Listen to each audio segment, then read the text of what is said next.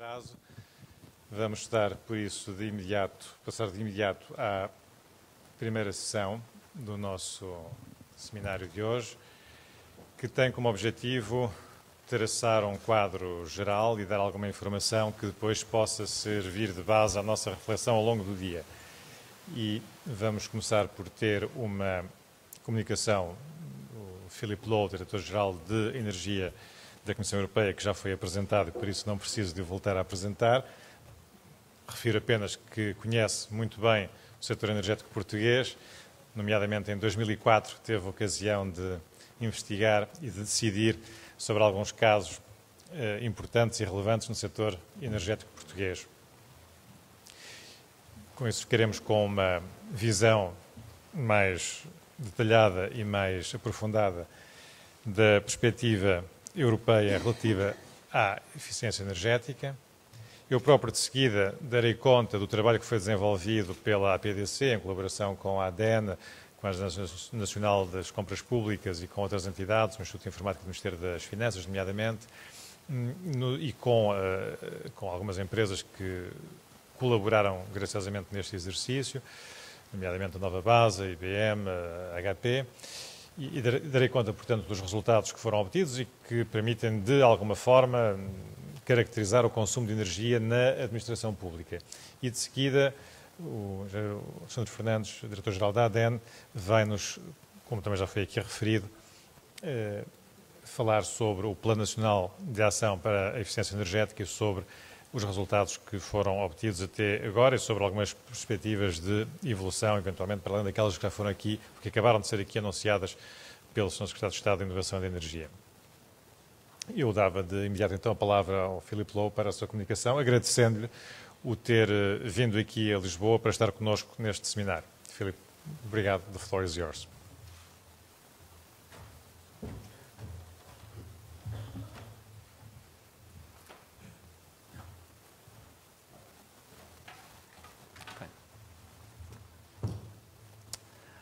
Well, good morning, everyone. President, I'm not sure whether your president of APDC is still here, but I want to congratulate APDC on the organization of this event. I'm not sure that my carbon footprint is as limited as that of the president by video conference. We were in the European Parliament last night until 10 o'clock, concluding the negotiations on the new security of supply regulation for the gas market. And when I finish today, I will go back to take part in discussions about a rather illustrative event of why security of supply is important in Europe, insofar as at the moment Russia is reducing its transport of gas to Belarus, and Belarus is stopping gas to Europe. So in those sorts of situations, we have to pay a lot of attention to security of supply. But I was very keen to take part in this event today because I believe, and I'll come to that in detail in my presentation, that you will find that over the next 10 to 20 years, energy efficiency will be at the center of both European and national energy policy. It'll be at the center not just because of the contribution of efficiency to the energy balance. After all, there are many figures which tell us that if you have, for example, 1 or 2% increases in energy performance, the result is that you don't need to build 1 or 2 power stations of considerable size. And given the extremely controversial discussions over some of those, the origins of energy, this is already an advantage. But energy efficiency doesn't simply allow us to deal more effectively with the energy balance. It is a major contribution, obviously, and an easy contribution to sustainability and climate change objectives. But even above that, it makes most sense because industrially and outside the industrial sector, energy efficiency is an aspect of our competitiveness. And by the way, all of you in this room, including myself, know, who are working in public administration, that budgets don't increase, they get smaller at the moment in a recessionary conditions and in a financial crisis. So, 3 very good reasons for looking at energy efficiency very closely, both in the private sector and the public sector.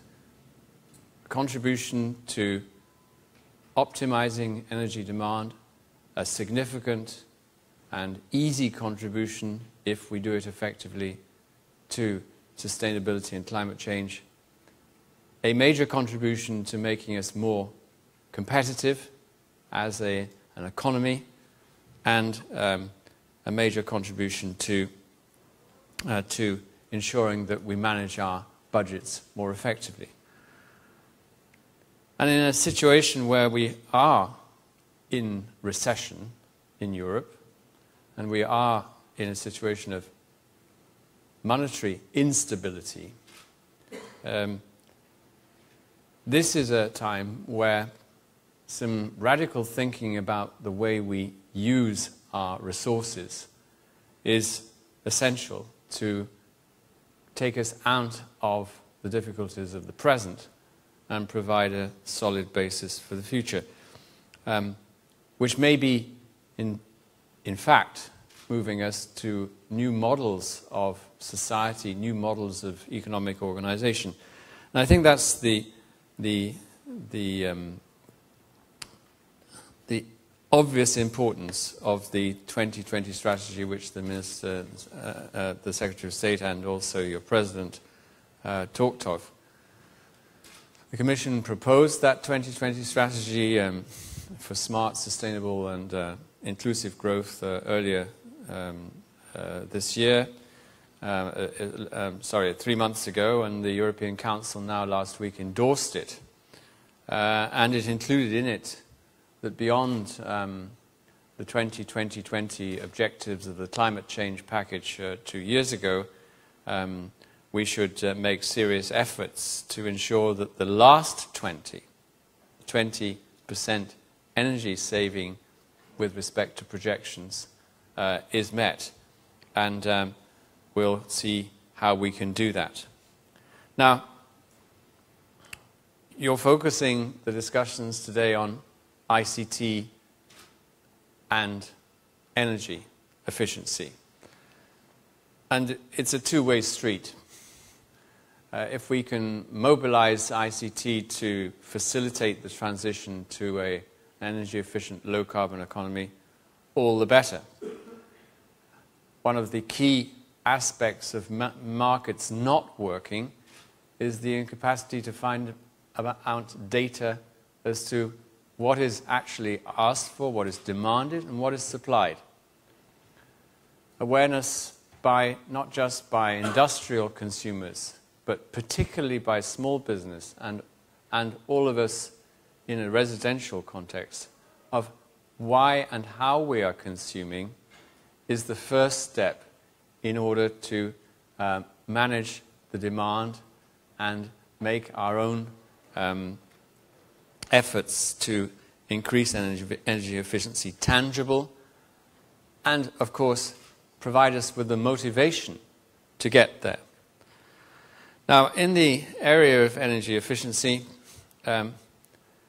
providing ICT can be harnessed for this purpose.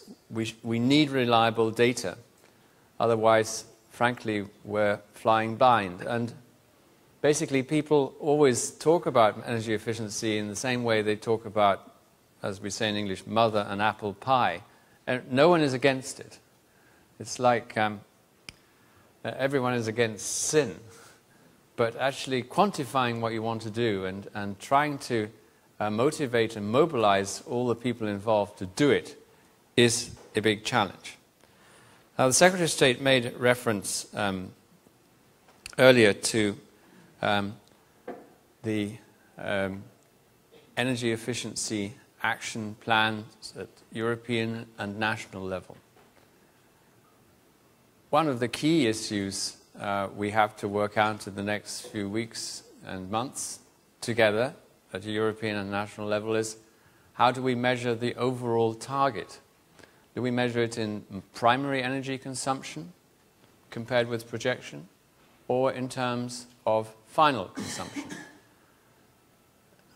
I think we have to have both, actually, measured somewhere on our radar screen, because the potential for energy efficiency is probably greatest, in relative terms, in actually producing electricity and in producing other forms of energy. So we need primary targets, primary energy consumption targets, and final consumption targets. And the member states and the heads of states of the European Union have so far measured their target in terms of primary energy consumption, but the national energy efficiency plans which you've worked on in a first generation and now in a second generation are in final consumption terms. I think there's a need for us in the Commission, but also everyone at national level, to make the clear effort to provide that reconciliation. After all, what does it mean saving 9% of final consumption compared with projections in 2016, compared with a 20% saving of primary energy consumption in 2020? All I can promise you is that we will come clean on this issue ourselves in our draft action plan for energy efficiency later in this year, and in our new action plan for energy policy for the rest of the year. It's absolutely vital to do that. Now, of course, in the area of energy efficiency, there's been a lot of discussion about whether an aggregate target is possible to achieve at European level or even at national level. Why? Because there are so many actors. If you're in control of regulation of the electricity market and gas market, you can probably, as a government, make it clear to all the participants in the market what you want to do in terms of renewables objectives and carbon emission reduction. But to achieve energy efficiency objectives, you actually have to rely on considerable networks of cooperation, but also private initiative in large companies and small companies. And even when we talk about the public sector and public administration, we all know in this room that there are national administrations, but there are national agencies, there are regional agencies, regional authorities, and there are local authorities too. And some of the utilities at local and regional level have specific powers. Now, harnessing all that together is quite a complex matter if you want to establish an overall target. Another way of doing it is to look more closely at products and systems. And you've seen in the legislation at European level attempts to achieve energy efficiency gains by better management of buildings, which account for 40% of all energy consumption, and better standards for products to make them more energy efficient. I put aside for the moment the issue of cars and in the future electrification, but in the shorter term, fuel efficiency and other measures to improve energy efficiency in the transport sector. But in the area of products, we've, at European level, with the cooperation of all member state experts, have done quite a lot on a wide range of products, from the most controversial ones like light bulbs to washing machines and dryers and now motors. Now, all these measures will contribute to overall supply efficiency. But here again, I think we need to have a lot greater quantification of what kind of savings are possible and in which areas. And that's a challenge at national and at European level. And of course, from the point of view of the ultimate objective, I would presume we want to do in Europe what the US and some other countries have actually got on the road already. We want to create markets for better use of energy.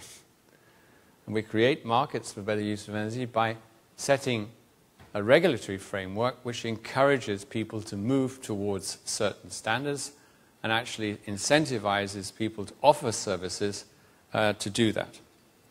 Now, coming back to ICT itself, you remember last year there was a recommendation on ICT in the sector, on energy saving. The sector itself can contribute to saving energy to a considerable degree, as well as helping to reshape the demand side of our energy dependent society. And there are many different claims about as to where and how information technology can reduce consumption and what amounts of energy this will bring. What we see is that in the sector today, carbon and energy accounting are based on different measurement technologies, estimates and assumptions. A rigorous measurement framework, again, taking ourselves down from the aggregate objectives to what is actually achieved in different sectors and for different projects is essential.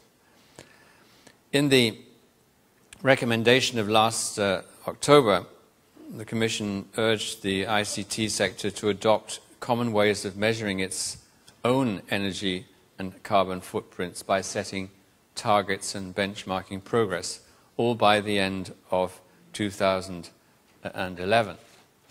Now, in terms of energy efficiency and the contribution of ICT to energy efficiency, I'd just like to go into three areas in more detail. First of all, buildings. You'll know that earlier this month, finally, there was a recast of the directive on the energy performance of buildings published in the EU's official journal as a result of the adoption by Council and Parliament. This was a major revision of the existing directive of 2002 and contains some important improvements. The role and quality of energy performance certificates is strengthened. A benchmarking methodology will be developed to push up member states' minimum requirements. And the objective is that in 10 years' time, all new buildings will have to consume nearly zero energy. The new directive also introduces the notion of technical building systems, for which system requirements on overall energy performance have to be set. This means technical equipment such as heating, cooling, hot water and lighting of a building or building unit should be looked at together and optimized as a system.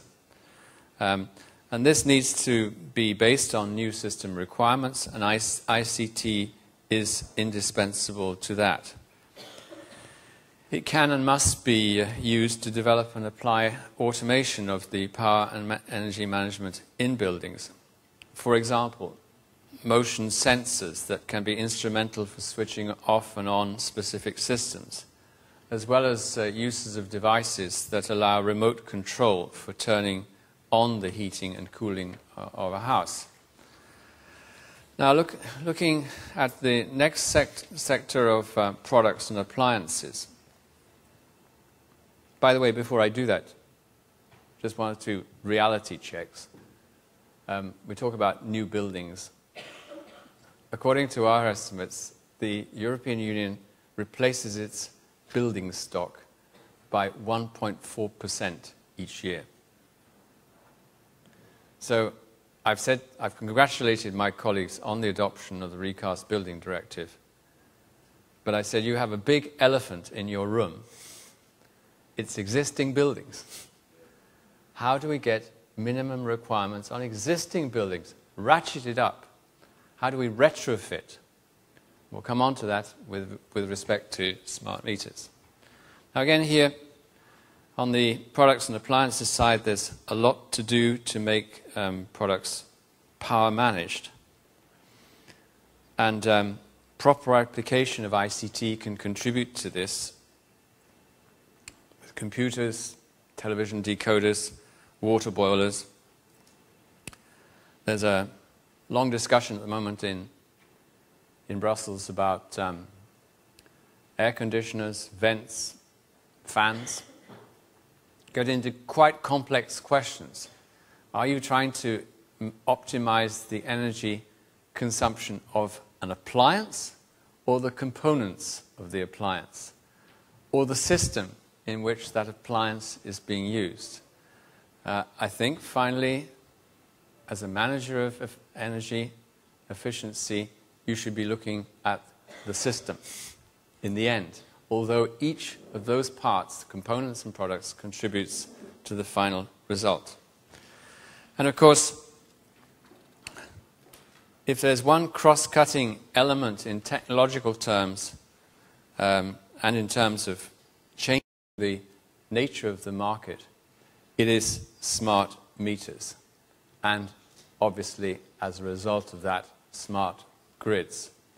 Because you can't have an intelligent grid unless you have bidirectional meterage, which allows you to control what's going on, to measure what's going on in terms of on consumption, and create the incentive among consumers to introduce, to manage their own demand effectively, and also create the incentive among suppliers to differentiate tariffs in function of people's consumption. We don't think about this for mobile telephony. It is absolutely natural. People measure our consumption and they propose us offers. And third parties have access to that information in order to give us alternative offers. We don't think about it very much for television set-top boxes, for decoders. At the beginning, those boxes were entirely sort of Jurassic. They just translated an analog signal into a digital or vice versa. They only did that, and they were only useful in order to not to interrupt supply. Now those boxes contain all the technology for bidirectional management of demand by individual consumers and equally suppliers offering things which can be most interesting for the particular consumption pattern of that type of consumer. Now, isn't that a natural objective for the energy sector? But isn't it difficult to achieve? One of the reasons why it's difficult to achieve is that you probably have to actually replace the meters in the house or in the factory before you can start. As far as we gather from all the studies going on, the smart meters which need to be installed cannot simply be added on, or the software cannot simply be added on to the normal mechanical meters. We really have to roll out smart meters. And the costs of doing that in Europe as a whole have been estimated at something like 40 billion euros. These are frightening figures, and I'm not sure they're very helpful. I think what is most helpful is when, on a smaller scale, we can see the advantages of introducing smart meters, and we adopt them gradually in various pilot areas, such as you are doing here in Portugal, in a number of cities. Now, as you know, the third package for the organization of the European electricity and gas markets sets objectives for introducing smart meters. those objectives, I would say, you might say, are at least very positive and aspirational. But the challenge is an immense one. First of all, we've got to make sure that we've got the industrial conditions created in order for people to supply those smart meters on a basis which is competitive and affordable.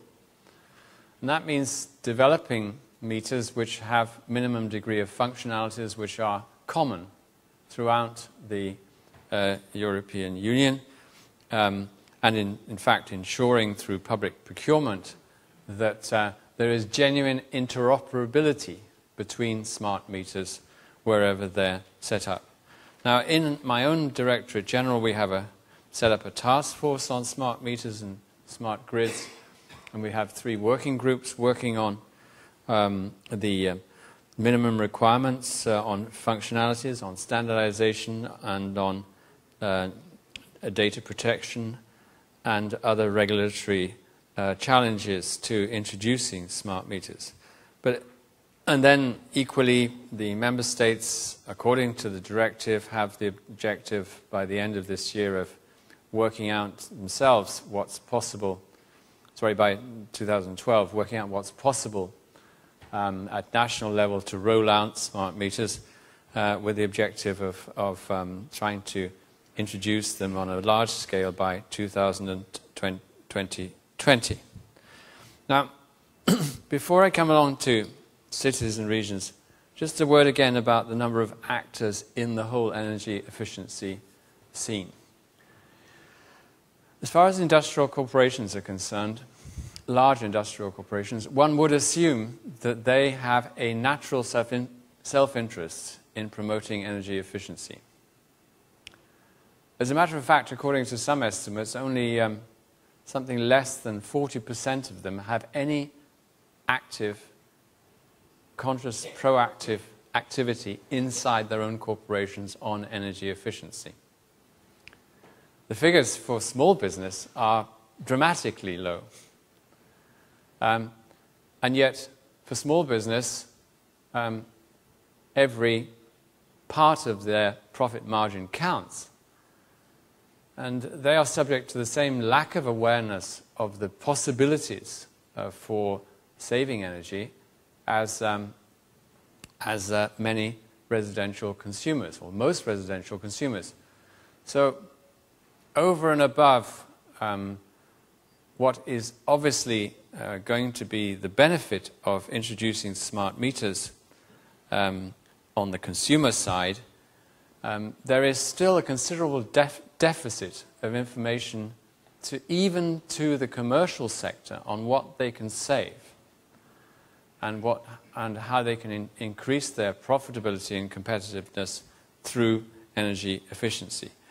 And I think this is a challenge which is shared by local authorities, regional authorities, national authorities, and the European Commission to try to raise awareness among all those involved in construction and operation of buildings and operation of industrial processes as to what the best and most efficient systems are and what the best and most efficient products are, and also to recognize something which is often absent from a speech about energy efficiency, which is the word affordability. Because it is absolutely no use telling someone that a product is A++ from the point of view of energy efficiency if it is outside the range of possibility to introduce for a specific company or a specific home. Now finally I'm coming round to the public sector, and excuse me for the delay in doing that. I think we have, all of us in the public sector, a huge responsibility, as the headline of this conference shows, to show the example. I've said why it's important for the private sector to put a premium on energy efficiency for its not just to meet regulatory requirements, but also for its own competitiveness. In the public sector, we have a premium on the effective use of money and the premium on the effective design of buildings and operation of buildings which we look for. Public procurement is going to play a big role in the way in which we influence energy efficiency. And I'm not sure yet whether we've finished the debate on increasing the energy efficiency, the mandatory energy efficiency requirements in public procurement throughout the European Union, which is a major way of putting the public sector's foot forward first. And I don't go on to say too, although it's less relevant to Portugal than it used to be, that I don't see why any project involving energy consumption should receive European investment support without its energy efficiency parameters being thoroughly and rigorously controlled. This is just not another question of impact assessment. This is genuine affordability, sensible, profitable operation for everyone. Now, we've got a number of things going on the ICT side, on the Green Digital Charter. We have in our own area the support and within the Covenant of Mayors for energy efficiency programs at municipal and local level, which is very relevant. I think all these efforts are absolutely vital. There is no subsidiarity in good ideas, in particular in energy efficiency. You're only as good as your last successful scheme. And we will be using the next few months to see to what extent we can shape a European energy efficiency action plan which really gives value to national efforts, but also motivates and mobilizes all those involved, both in the private sector and in the public, to use IT, with the use of IT, to optimize our use of energy and contribute, therefore, significantly to energy policy objectives as a whole. Thank you very much.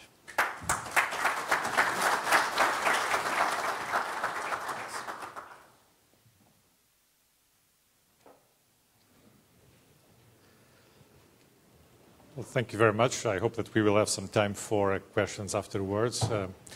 Let me agora, muito rapidamente, dar-vos conta daquilo que foi feito, do trabalho que foi feito ao longo destes meses sobre o consumo de energia e a situação de eficiência energética na administração pública em Portugal.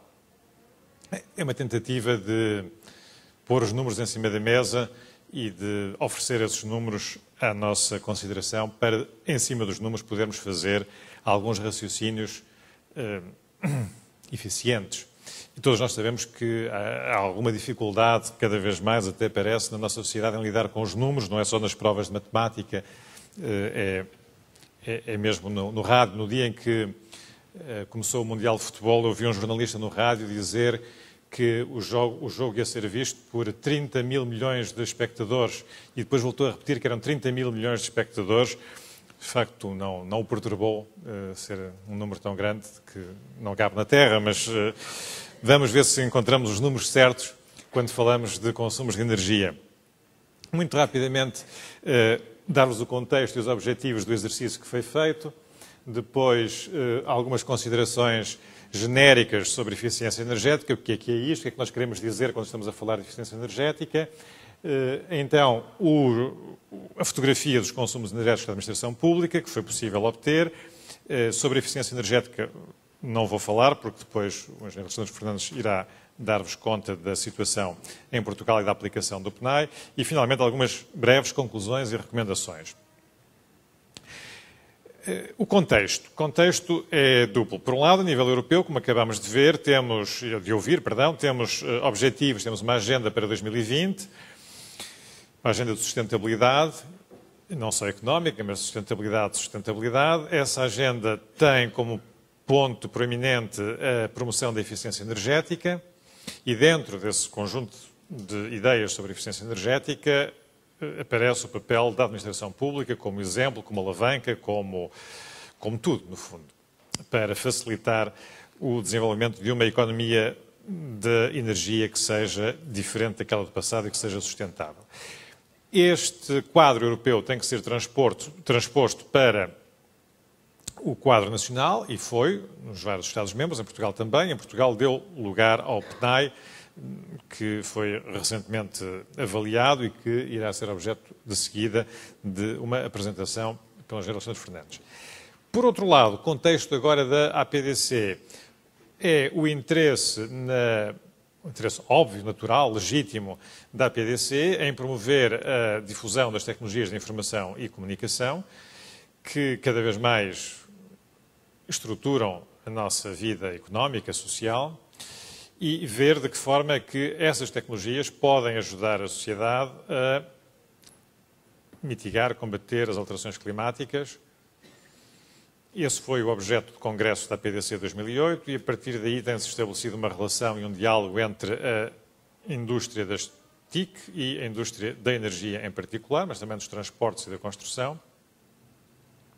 E este seminário, de alguma forma, é a continuação desse esforço e dessa iniciativa que foi iniciada em 2008.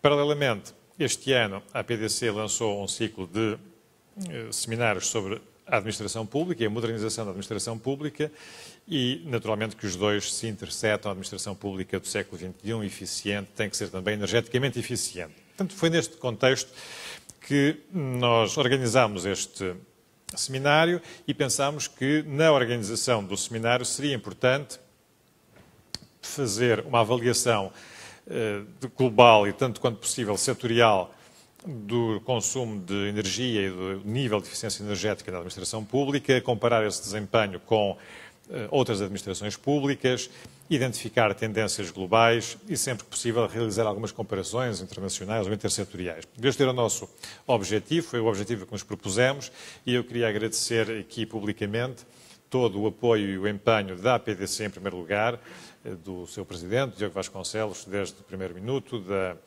sua diretora executiva, a Wanda, que penso que está aqui na sala, da Carla Pedro e da Leonor Monteiro, que até ao último minuto têm acompanhado este trabalho. Mas também o empenho institucional da ADEN, e agradeço ao Alexandre Fernandes e ao Bruno Pimenta, em particular, que está aqui também na sala, da Agência Nacional das Compras Públicas e do Instituto de Informática do Ministério das Finanças. E o empenho das empresas que voluntariamente aceitaram o desafio de estudar cada uma destas áreas que foram identificadas e que de seguida vos vou apresentar, mas antecipo já os nomes, a Nova Base e o Nelson Teodoro, a quem agradeço, a IBM e o Carlos Silva e também a HP. Quando se fala de consumo de energia na administração pública, estamos a falar essencialmente de duas coisas, dos edifícios e das frotas de veículos. Nos edifícios temos consumos de eletricidade, de gás, de outras formas de energia e nas frotas temos, naturalmente, os vários combustíveis. O nosso estudo centrou-se, portanto, nestas três áreas, nas frotas, nos edifícios e dentro dos edifícios, nos data centers, que são uma área de crescimento acelerado do consumo de energia elétrica e que importa, por isso mesmo, também estudar com algum detalhe. Foi então nestas três áreas, frotas, edifícios e data centers, que centramos as atenções com o apoio institucional que eu já referi, da ADEN, da ANCP e do Instituto de Informática do Ministério das Finanças e com a participação destas empresas distribuídas desta forma, que também já referi e a quem novamente agradeço todo o apoio que nos deram. Duas ou três muito breves considerações sobre eficiência energética. Isto aqui, definir, medir, melhorar, até parece um slogan chinês, mas não é, foi assim que veio. Portanto, antes de chegarmos à questão da eficiência, temos que chegar a partir da questão do consumo. Quer dizer, o que é isto do consumo de energia? E o consumo de energia depende de quê? Depende de quais fatores? Penso que depende essencialmente de 3 fatores. Depende daquilo que eu chamei aqui envolvente. Por exemplo, a quantidade de energia que nós necessitamos para aquecer ou para arrefecer um edifício, esta sala, depende certamente da qualidade do isolamento térmico do edifício. Depois depende do equipamento.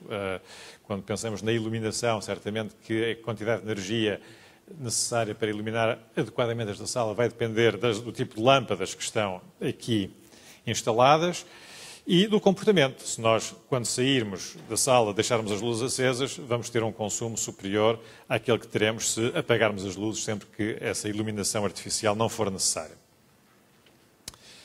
Por outro lado, esta energia de que nós necessitamos e que nós utilizamos para a iluminação, para o aquecimento, para o arrefecimento, para o movimento, para outras aplicações, chamada energia final, antes de entrar nas nossas casas, nos nossos escritórios, nos locais de utilização, tem que ser transportada, em muitos casos tem que ser transformada, o carvão é transformado em eletricidade, o petróleo é transformado em gasóleo, etc.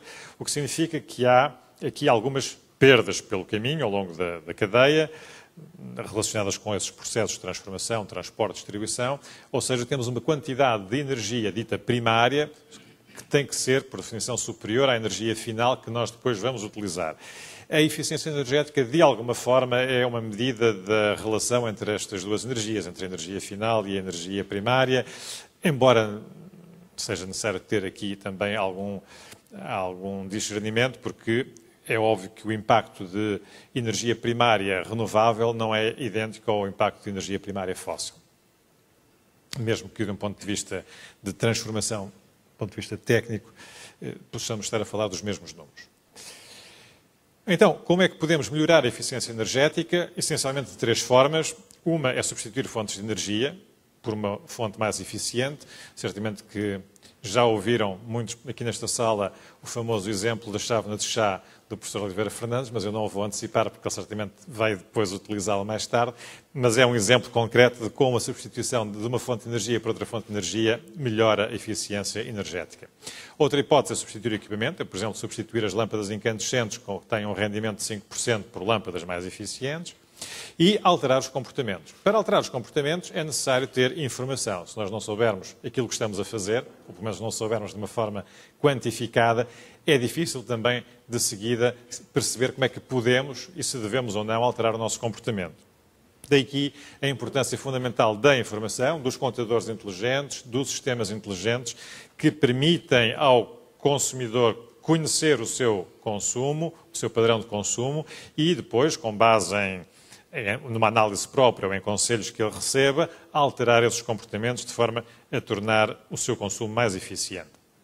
Aquilo que nós procuramos neste grupo de trabalho que foi aqui constituído, institucionalmente e com o apoio de algumas empresas, basicamente aquilo que nós queríamos era para cada uma destas áreas, para a eletricidade, para o gás, para as outras formas de energia e para os combustíveis na administração pública, termos um histórico de consumos, quer em quantidades, histórico de quantidades de energia, em quilowatt-hora ou em qualquer outra unidade de energia, e também um histórico da fatura energética associada a cada forma de energia e a cada ano. Não nos parecia que fosse pedir muito, parecia-nos que era informação que seria facilmente acessível e disponibilizada.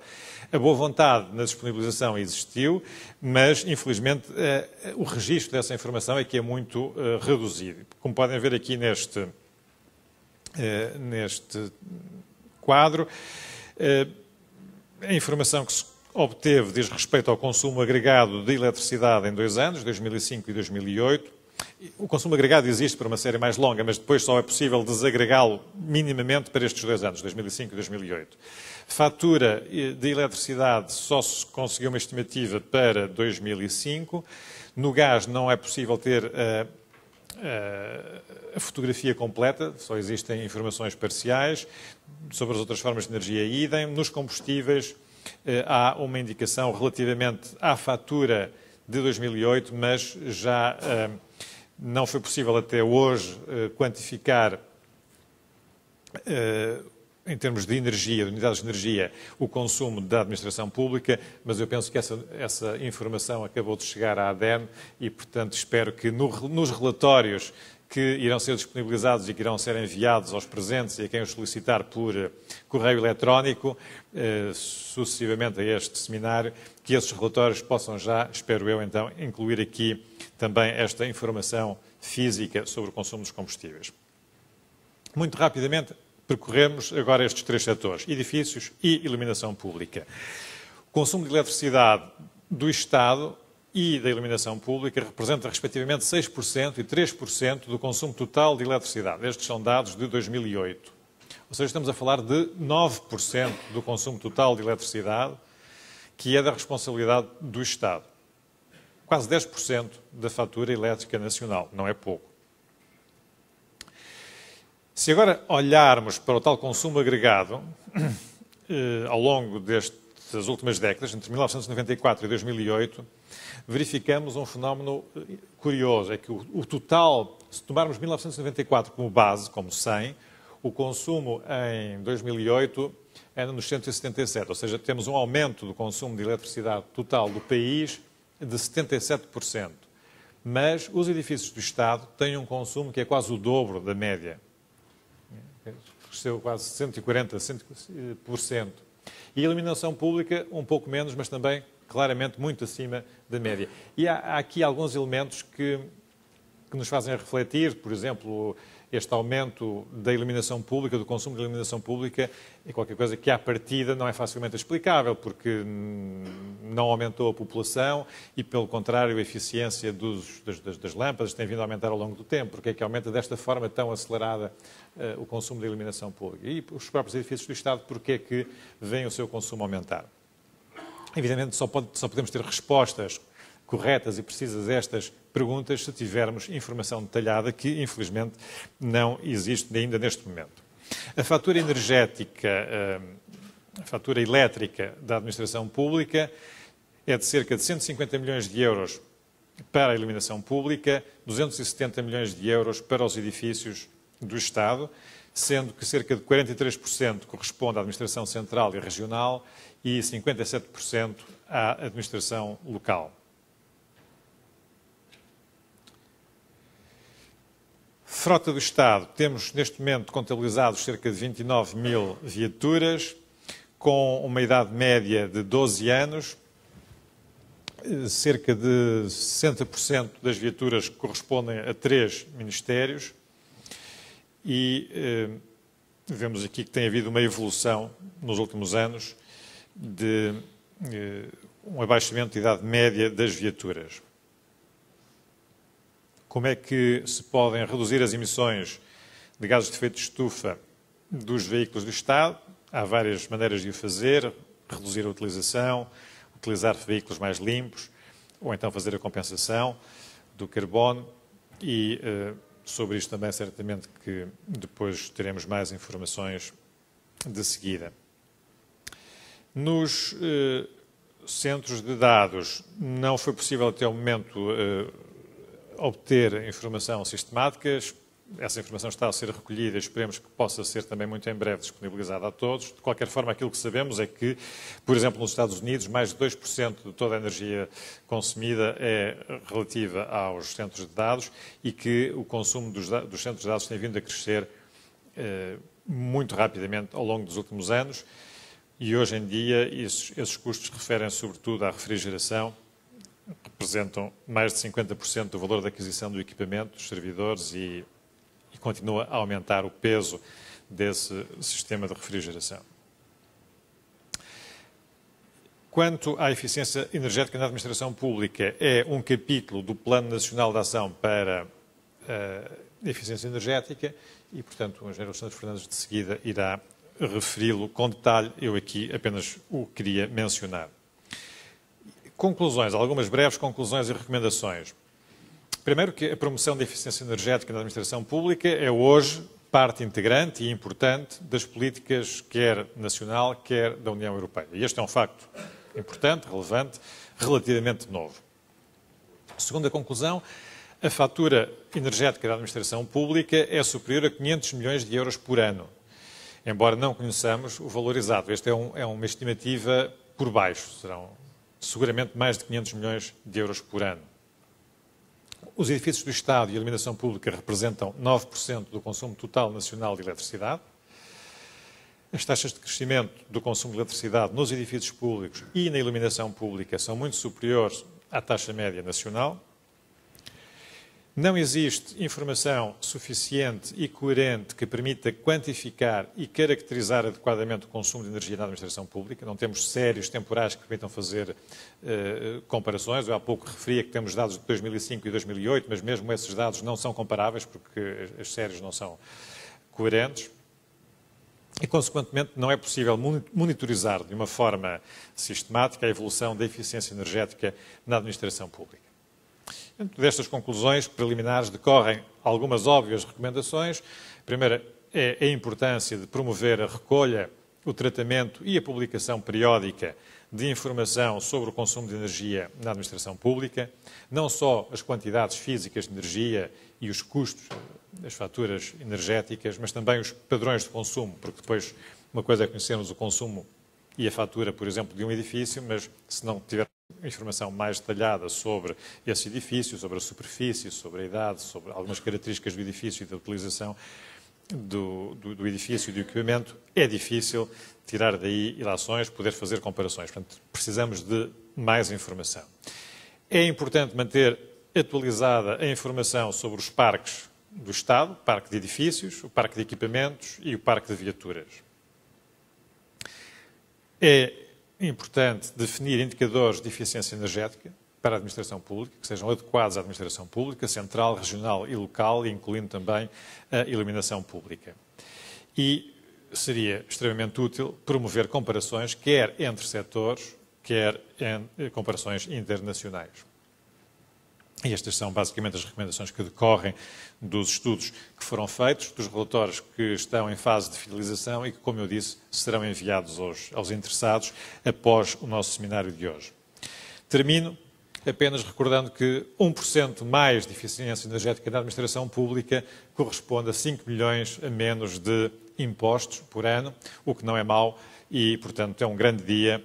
E, como já sabemos há muito tempo, a conservação dos fornecimentos e do equipamento acelera a vitória. Esperemos, então, uma vitória na batalha de eficiência energética também em Portugal. Agradeço a vossa atenção e passo a palavra de imediato ao engenheiro Alexandre Fernandes. Muito obrigado. Não sei se está ligado. Não está.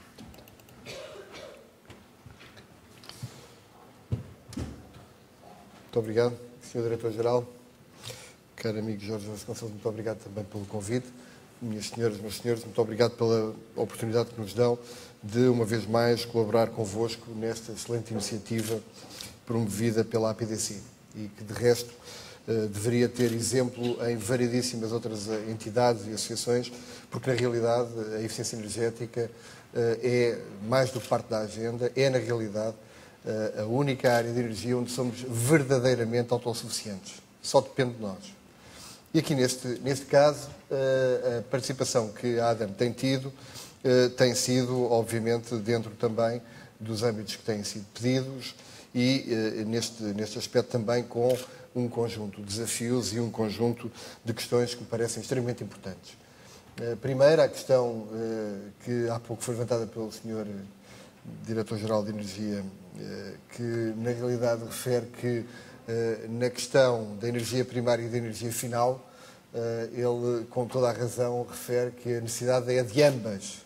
Isto faz-me lembrar aquela questão que pode ser colocada a um qualquer cidadão que acaba de atravessar um deserto e, perante a pergunta se quer uma garrafa de água mineral ou uma garrafa de água normal, corrente, a resposta é óbvia, ele quer ambas.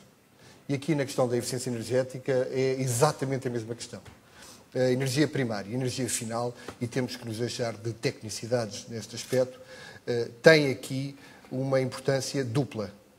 E em qualquer momento temos que entender que a energia final é aquela que o consumidor final entende, porque é aquela que na realidade ele paga e é aquela em que na realidade ele maior impacto tem, porque é aquela que no limite lhe aparece na fatura energética, seja ela de eletricidade ou de qualquer outra forma de energia, e na realidade essa é a energia que ele consegue medir.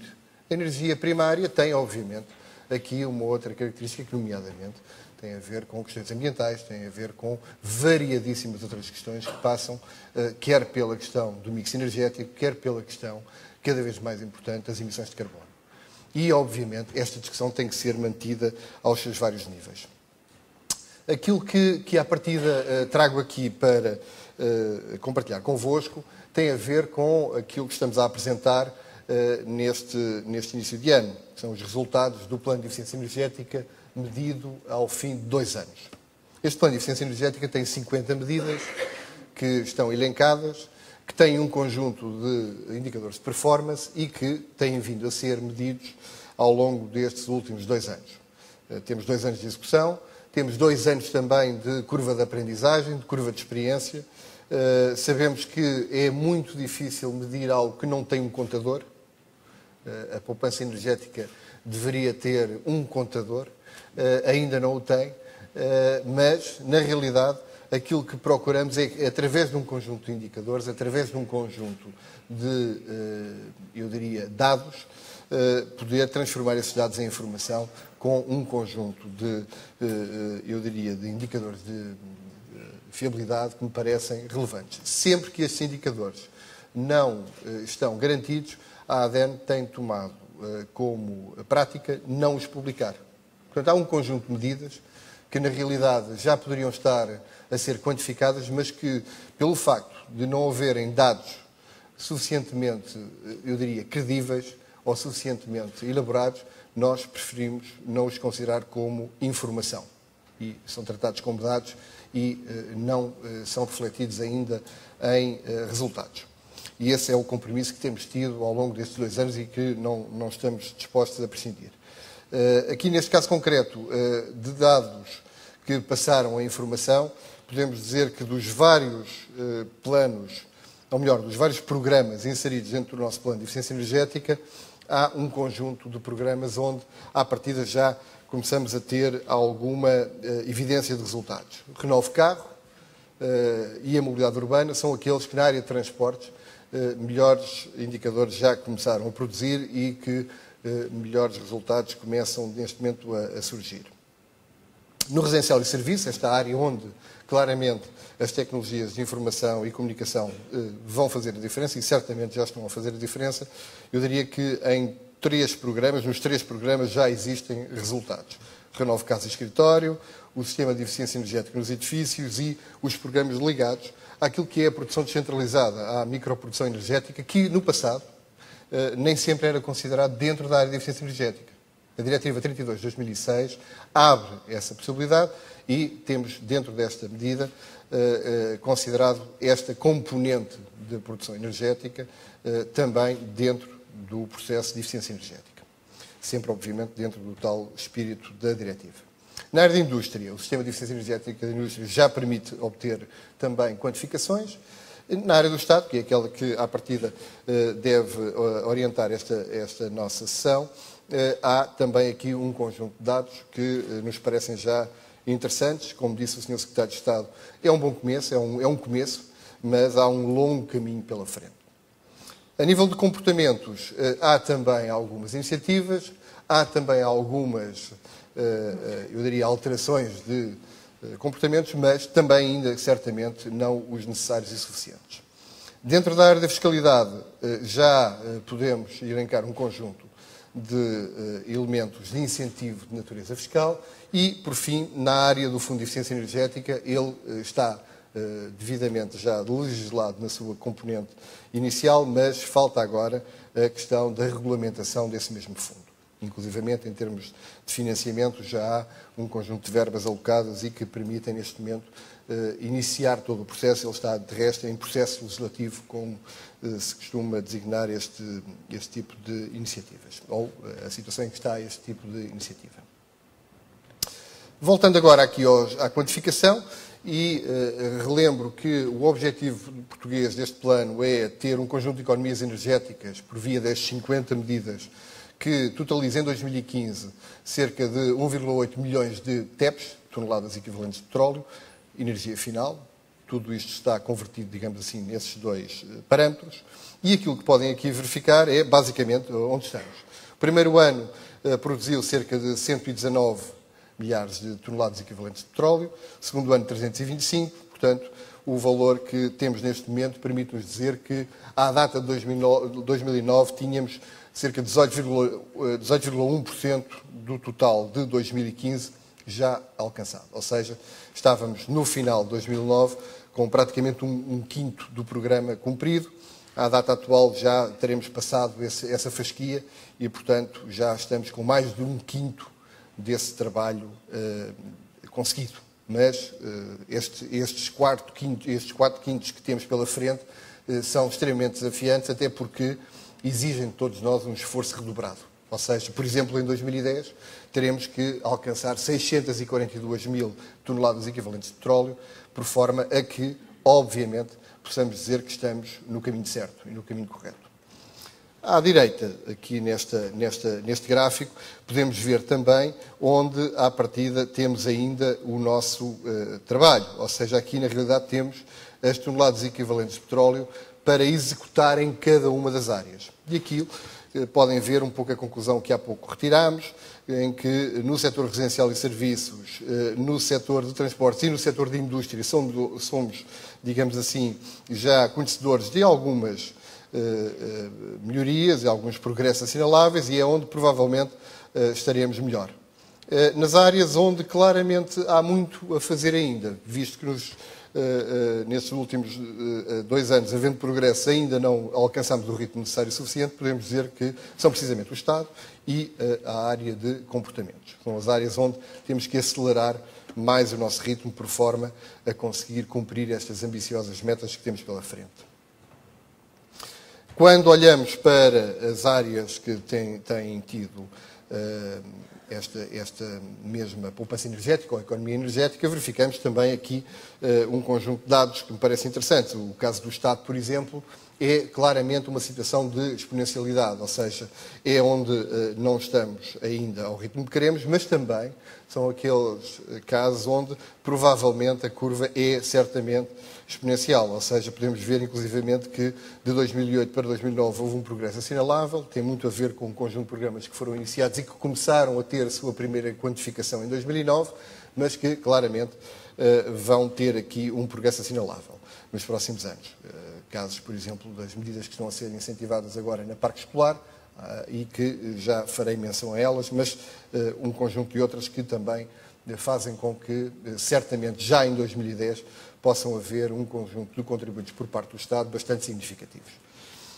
Aqui, e não querendo, aqui neste caso concreto, até porque já estamos um pouco atrasados na nossa agenda, não querendo ser muito exaustivo, porque este documento está disponível para consulta, quer no site da ADN, www.adn.pt, quer no site da Direção-Geral de Energia, quer no site do Ministério da Economia, ele pode ser consultado quer nesta versão de PowerPoint, quer também na versão do Word, para aqueles que muitas vezes nos acusam de privilegiar alguns programas da Microsoft em função de outros.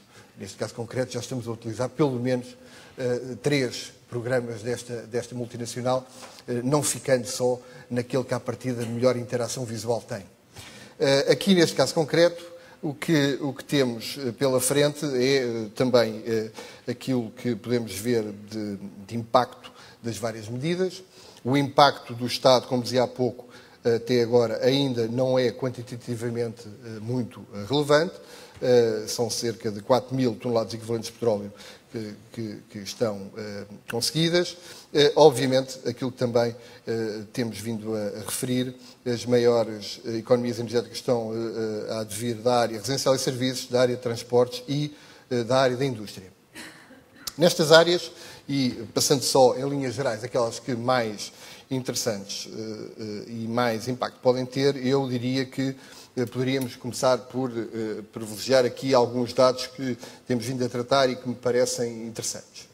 Na área de transportes, os programas da mobilidade urbana são fundamentais para alcançar os nossos objetivos. E a mobilidade urbana tem a ver com um conjunto de questões. As medidas que aqui estão elencadas são aquelas que estavam inicialmente no plano de eficiência energética, aquelas que, à partida, maior impacto podem ser já vistas ou podem ser já quantificadas, têm a ver com o abate de veículos em fim de vida e com o impacto que esse mesmo abate está a ter no nosso plano de eficiência energética. Tem também uma outra vertente que tem a ver com os planos de mobilidade das principais cidades portuguesas e, neste caso concreto, o impacto que está a ter os planos de transporte público que recorram a sistemas ferroviários, neste caso de ligeiros, o caso dos metros de superfície ou metros tradicionais que começam também por via de expansões de rede ou de investimentos recentes a fazer a diferença também nesta matéria.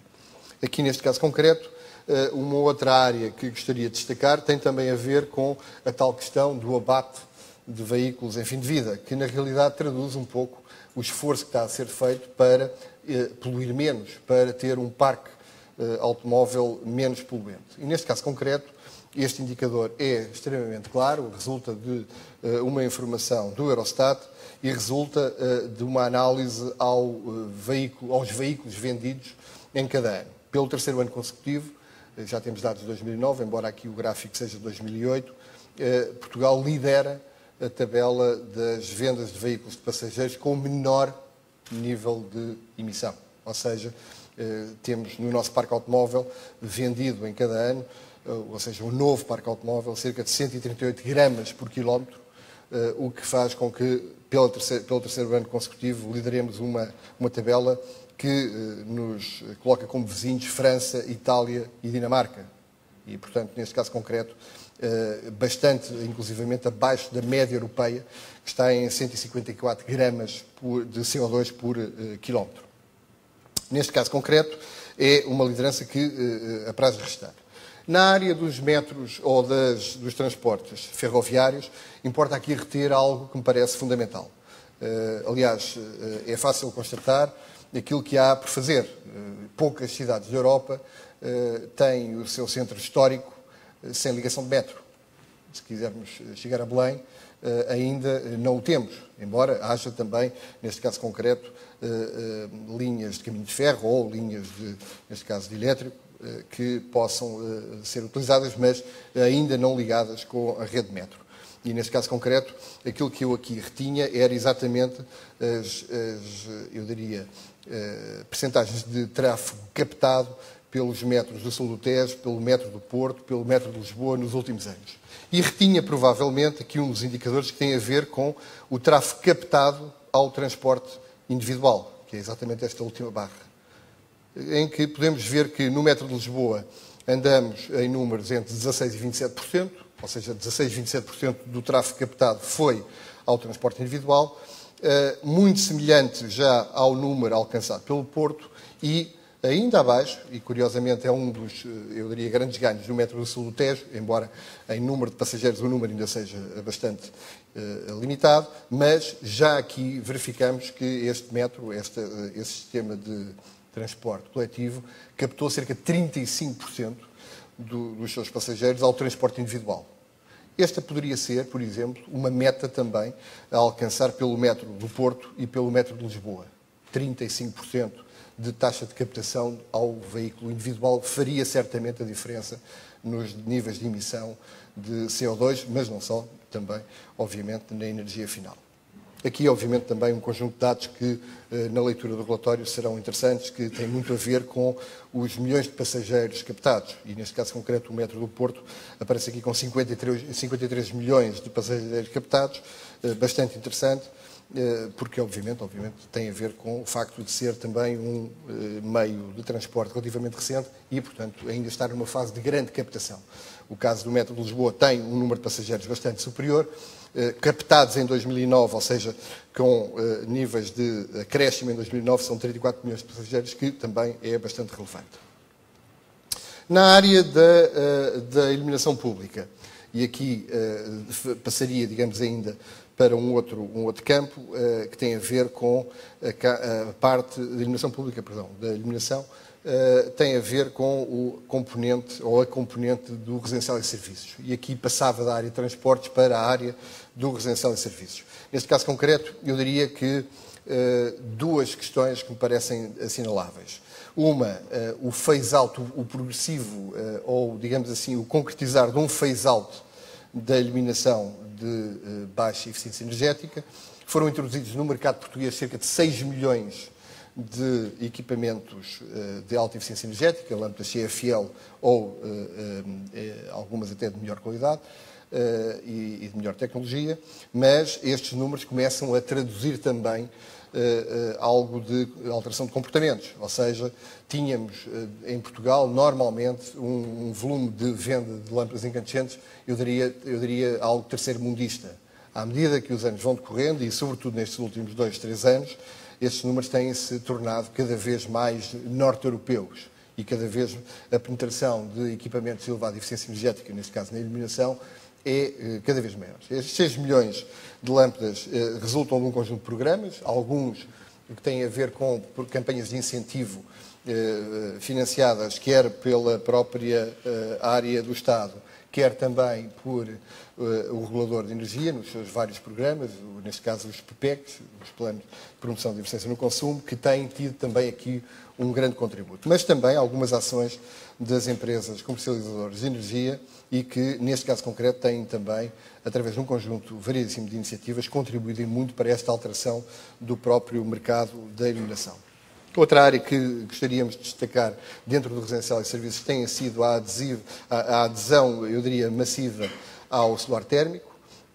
Aquilo que podemos aqui ver são dados muito, muito claros, ou seja, nos 2 últimos anos instalámos em Portugal tanto de energia solar térmica como se tinham instalado nos últimos 15 anos. São números, são factos objetivos. Aquilo que estamos a instalar de solar térmico mensalmente era aquilo que se instalava anualmente, só para vos dar uma ideia de perspectiva. Obviamente também aqui verificamos uma evolução exponencial da utilização deste tipo de energia. Basta ver que em 2006 o número de metros quadrados instalados haviam sido inferiores a 30 mil metros quadrados. O que tem aqui são milhares de metros quadrados, sendo que em 2009 este número multiplicou-se praticamente por 5. Aqui, ainda longe de um objetivo que foi traçado no início desta década, de alcançar 1 milhão de metros quadrados em 2010. Esse objetivo não será certamente alcançado, não pelo facto de nos últimos anos não se ter acelerado o passo, mas sobretudo porque provavelmente durante boa parte da última década nos esquecemos de programar ou de fazer com que aquilo que estava no papel passasse à prática. E neste caso concreto chegaremos a alguma coisa como 750 mil metros quadrados. Um número interessante, mas, obviamente, neste caso concreto, ainda denotando que há muito a fazer e que este tipo de programas têm que ser incentivados e têm que ser claramente operacionalizados. Na área da eficiência energética dos edifícios, aqui há também todo um programa que ele próprio não é um indutor direto de eficiência energética, não é pelo facto de haver um certificado que há mais eficiência energética. Aquilo que, à partida, este certificado traduz é um conjunto de performances energéticas e um conjunto de potenciais ou potencial de medidas de melhoria. Portanto, a diferença vai estar na implementação das medidas de melhoria que estão nesse certificado e é aí que está a ser quantificado esse mesmo impacto. Ou seja, nestes cerca de 175 mil certificados que estamos a emitir anualmente, ou seja, vamos com um ritmo de cerca de 15 mil certificados mensais, só são passados para a eficiência energética aquelas medidas ou aqueles certificados que na realidade forem consequentes. Ou seja, registada que está a eficiência energética, registada que está num certificado, num papel, num documento, e neste caso até eletrónico, um determinado conjunto de medidas, elas são quantificáveis enquanto eficiência energética se de facto forem concretizadas. E é isto que estamos a tentar operacionalizar, é isto que temos vindo a operacionalizar e são estas as eficiências energéticas que temos vindo a conseguir. Obtivemos, segundo as nossas estimativas, cerca de 22 mil TEPs por esta via, com toda esta mecânica que se criou e esta dinâmica que se criou e que permite dizer que cerca de 4% do parque imobiliário português é já hoje em dia de elevada eficiência energética, embora, neste caso concreto, haja também aqui um longo caminho. Na indústria há um conjunto assinalável também de resultados, mas que não iria referir agora. Iria centrar-me aqui, provavelmente, naquela questão do Estado. E iria, provavelmente, terminar a minha apresentação com esta resenha de economias energéticas que pudemos quantificar nestes últimos 2 anos. Há, digamos que, 3 áreas. Reabilitação, a parte da produção descentralizada de energia e a componente da iluminação pública. São as 3 áreas onde temos feito um concentrado esforço, até porque todos sabemos, e não vale a pena voltar a referi-lo, que os recursos financeiros são obviamente escassos e, neste caso concreto, há que utilizá-los de uma forma muito prudente. Neste caso concreto, deixaria provavelmente aqui estes 3 indicadores que me parecem relevantes. Mais de 100 de edifícios em reabilitação através da parque escolar, ou seja, criou-se uma dinâmica muito grande a nível da reabilitação de equipamentos escolares. São equipamentos que muitas vezes são emblemáticos, porque representam, neste caso concreto, um exemplo daquilo que pode ser feito num conjunto de outros edifícios. Passam também um conjunto de mensagens muito interessantes, porque obviamente criam também, numa população juvenil, uma apetência para as questões de eficiência energética, criam um impacto visual daquilo que é a eficiência energética e é de assinalar todo este trabalho que, como dizia há pouco, em 2009 e sobretudo em 2008 ainda não foi visível, mas que certamente já em 2010 será ou poderá constituir um forte contributo para a eficiência energética na área do Estado. Produção descentralizada de energia, temos quase 60 escolas neste momento com produção descentralizada de energia, seja ela elétrica ou térmica, sobretudo neste caso concreto a componente térmica, parece-me extremamente relevante para tudo o que são balneários e afins, mas também a componente da microgeração que de alguma forma trouxe para estes edifícios uma nova componente, uma nova abordagem. Aqui neste caso também referir que um dos maiores edifícios do Estado ou de uma empresa de capitais públicos, neste caso o edifício da Caixa Geral de Depósitos, tem também a maior central solar térmica dedicada à climatização de edifícios bancários da Europa. Portanto, é algo que nos apraz assinalar, com uma produção de cerca de 1 gigawatt-hora ano conseguida ao longo já destes 2 anos. Portanto, naquele edifício produziu-se mais de 2 gigawatts-hora ano de energia, que neste caso concreto foi proveniente de tecnologia solar térmica e resultou em poupanças claríssimas, inclusivamente, neste caso concreto, de eletricidade com um impacto enorme, até inclusivamente na energia primária, visto que o edifício, neste caso, não tem apoio de gás natural. É um edifício exclusivamente elétrico. E, por fim, a questão da iluminação pública. A iluminação pública é aquela área onde, provavelmente, mais havia a fazer. Tínhamos cadastrados algo como cerca de 300 mil luminárias ainda com vapor de mercúrio. Nos últimos 2 anos, por via da EDP e do esforço que a EDP tem feito, inclusive com variedíssimos municípios, tem havido um programa vastíssimo de phase-out desta iluminação pública. Conseguiu-se reduzir em cerca de 60% este número de luminárias de muito baixa eficiência energética e criar aqui um programa também de melhoria por essa via. Por fim, referir também o esforço que está a ser feito a nível da semaforização. Há cerca de 6 mil semáforos já com LED, que são 12% do parque, ainda há um longo caminho pela frente, mas claramente que há também aqui já uma dinâmica. Iria provavelmente não referir, porque não é necessário, o esforço que está a ser feito, quer em incentivos fiscais, quer por via de um conjunto de mecanismos que têm sido criados e provavelmente aqueles que mais visíveis são, muitas vezes são as campanhas que têm sido feitas, quer da promoção da energia solar térmica, quer da promoção da eficiência energética no consumo de diversas fontes de energia, de diversas formas de energia, e que, no limite, gostaríamos, como foi lançado aqui o repto pelo Sr. Secretário de Estado, criar este ano, já de 2010, um barómetro e um prémio à eficiência energética nos organismos estatais, que irá premiar o excelente desempenho, o ótimo desempenho no consumo energético por parte do Estado. Este programa está a ser agora regulamentado, tem este desafio há algumas semanas, já está num formato, digamos assim, de regulamento. Estamos em condições de, agora neste próximo semestre, interagir com toda a máquina do Estado, por forma a implementá-lo. Muito obrigado uma vez mais pela oportunidade que nos deram. Ficava disponível para perguntas. Muito obrigado. Os LEDs vermelhos do nosso semáforo já estão ligados há 40 minutos, mas eu acho que, se houver perguntas da assistência, temos o direito de as ouvir e deste lado o dever de lhes tentar responder.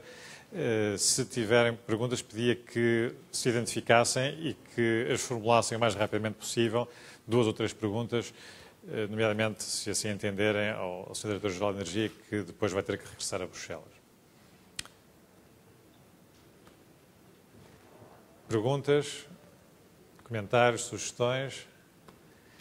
Se não, se a dependência da cafeína for mais forte, passamos de imediato à pausa café e retomamos ao meio-dia. Sim, Alexandre, quer fazer uma pergunta? Faz favor. Eu provavelmente aproveitaria a oportunidade e daria o mote para, primeiro, desejar-lhe as melhores felicidades no cargo e também para nos ajudar nesta questão da fixação de metas a nível dos Estados-membros. Há pouco foi referido aqui pelo Sr. Secretário de Estado as diferentes abordagens que os países estão a ter a esta questão. Todos nós sabemos que sem um contador que meça os non-watts ou os non-taps, não é? Os non-kilowatts, é complicado muitas vezes ter um rigor na medida, mas parece-me que seria complicado não criar um conjunto de metas claras e um conjunto, inclusivamente, de pontos de partida claros. A Diretiva 32 de 2006 definiu um conjunto de metas, definiu um cenário base de partida, bom ou mau, tudo pode ser melhorado, criou, e aquilo que eu perguntava ao Sr. Diretor-Geral é se esta dinâmica é para continuar ou vamos criar um sistema aberto em que cada Estado-membro define as suas metas e os seus pontos de partida. Muito obrigado.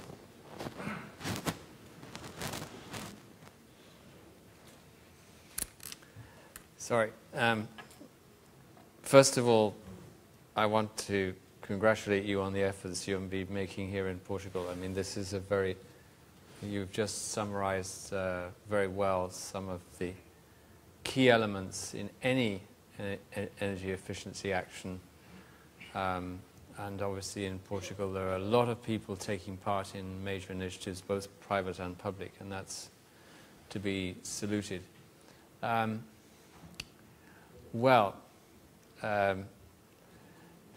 Does it make sense to bind everyone in on targets at the European level in relation to this kind of the different sectors we're dealing with? I express a personal view. I think that we cannot talk about burden sharing in energy efficiency across the European Union. It makes no sense. Everything we do in energy efficiency should be important for every member state and every part of that member state. And it must have its own justification in contribution to the energy balance, in contribution to competitiveness, in contribution to reduction of public expenditure, and of course, naturally, to climate change as well. And I think, therefore, that maximum flexibility should be left to member states and states within member states to determine what their objectives are. But as you've shown yourself in your presentation, even the announcement of your objective binds you, benchmarks you against yourself to achieve a certain objective. And as Jorge has made clear in his presentation, one of the benefits of looking at this Europe-wide, and by the way globally, is the capacity to compare and to benchmark and to best practice. Now, for the moment, as one of your slides graphically illustrated, or maybe it was one of yours, Jorge, we don't have numbers in all the boxes we want. in order to do this job effectively. So most of all, we're comparing ourselves against what we did in the past. I think we've got to start by doing that, and as you said yourself, when we haven't got the data, we should rely on introducing measures where we know if they are introduced, they will achieve a certain saving. But information seems to me to be absolutely vital in this exercise. I was thinking when you were talking earlier, why is it that energy efficiency doesn't attract a lot of public support and in all areas? One of the reasons is because it seems to be associated with saving and reduction of quality of life. Whereas surely the major objective we should start off with is to say we want to make the use of energy more efficient at the same quality of product and service we are providing. And that quality and service provided by a more efficient energy system must be affordable in broad cost parameters to what was there before. And only at a third stage do we necessarily all need to think about changing behaviors in the sense of encouraging people to do things that they don't do before. I think that we have to start more saying the first two things.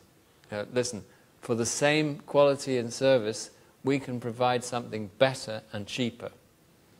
And we, that means the public and private companies for themselves.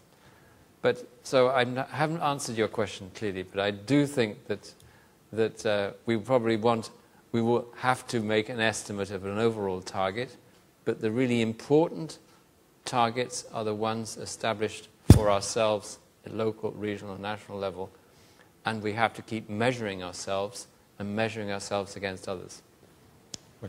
Question? Yeah, I'm sorry, Oliveira Fernandes. Yeah. But I think the question is still there. Yeah. And, and the question is there for a long time already. Mm. And I'm very happy that we have a Directorate General for Energy and that you are there. Mm. Because for many years the Director General was somehow dependent from the nuclear energy. And so these things were not addressed in a more open-minded way. So the problem is, if the Commission says that we are going to have 20% efficiency, how can we measure it? And you cannot leave this like a priest saying, well, act well, behave well. No, we have to have a metrics for it. And you were more clear in your speech, I must confess, Director. Well, I was clear because these targets have been brought down to us from heaven. And the heads of state have said it's 20% primary energy consumption savings compared with projection for 2020.